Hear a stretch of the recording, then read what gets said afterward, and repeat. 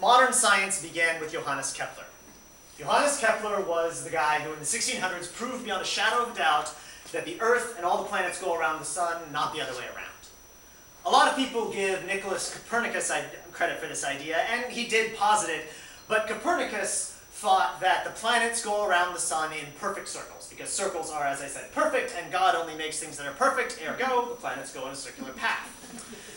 As Professor Stubbs pointed out, this is physics, not philosophy, which means you have to look, if you have a theory, you have to look at what actually happens, compare it to your theory, and if they don't match, tough luck.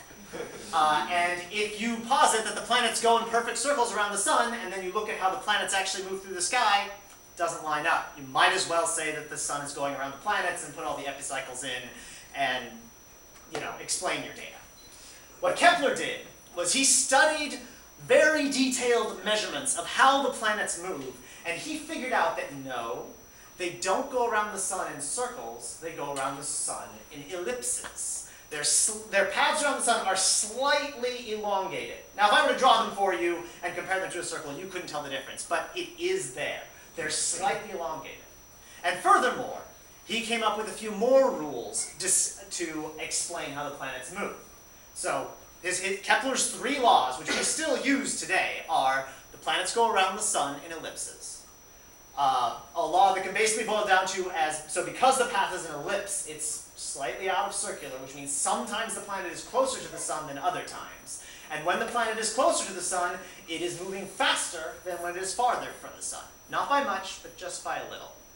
And then finally, he worked out that if you posit that for no obvious reason, if you just take the amount of time that it takes the planet to go around the sun and square that, and then take the average distance that the planet is from the sun and cube that, and divide those numbers, you always get the same result, no matter which planet you're talking about.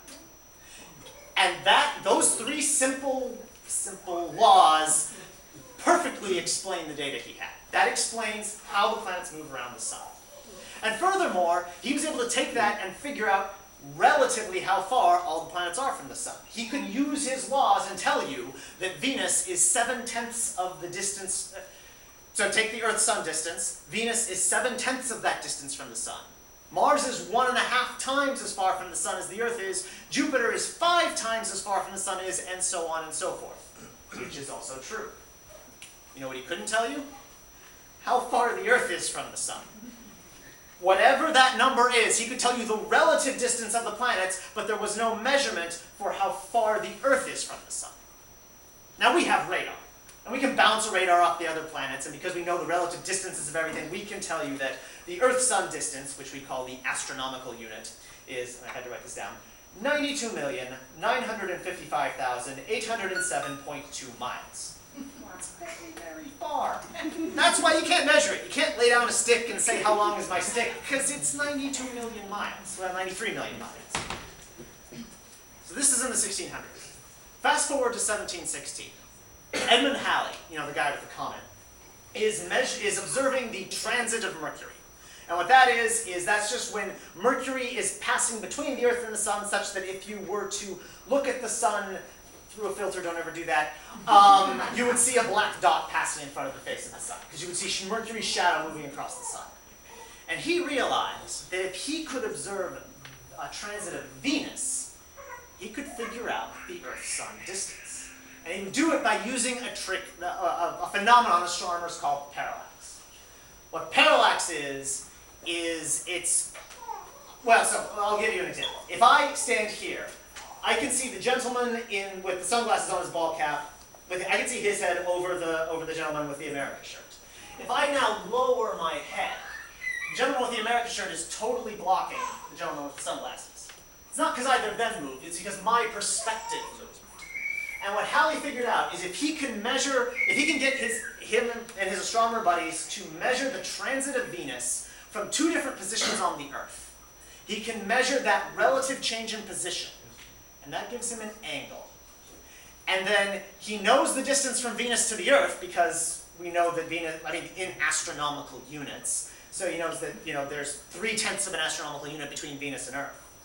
So that gives him 2 arms of a triangle. And then he just needs the distance between the 2 astronomers to complete the triangle. And because that's a distance on the Earth, we actually can measure that one. And so now you have an angle over here, and you have a distance we've measured over here, and you can do geometry, and you can get this distance from Earth to Venus. And because you know that Earth and Venus are separated by 0.3 astronomical units, you can then get the astronomical units. So, yay! The problem is Venus is very uncooperative. Transits of Venus are transits of Venus are kind of odd. They happen 8 years apart. Except after those 2 that are 8 years apart, it's 100 plus years until the next one. So you have 2 chances in 8 years, and then your grandchildren are doing it. So Halley figured this out in 1716. And the next transits of Venus were in 1761 and 1769. Halley died in 1742. So Halley didn't get to do this. But the astronomical community remained aware of his plan. And so when 1761 rolled around, they mobilized.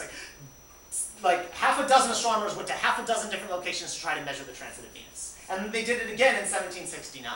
And they made these precise measurements of the relative positions of Venus on the sun. Actually, they did it by timing how long it took Venus to cross the face of the sun. That was an easier measurement, but they were able to back it out with geometry. And then in 1771, an English astronomer named Thomas Hornsby calculated that the Earth to Sun distance, the astronomical unit, was 93,726,900 miles. Remember, the correct number is 92,955,807.2 miles. They were within 1% of the correct answer using just telescopes and clocks. Yeah. So, I just find this fascinating. Like, all of these, astronomy is really hard because it's all so far away. But you know, if you're clever enough and dedicated enough, you can measure that even without modern tools like, you know, the radar. So, yeah, they were kind of awesome back then. Thank you.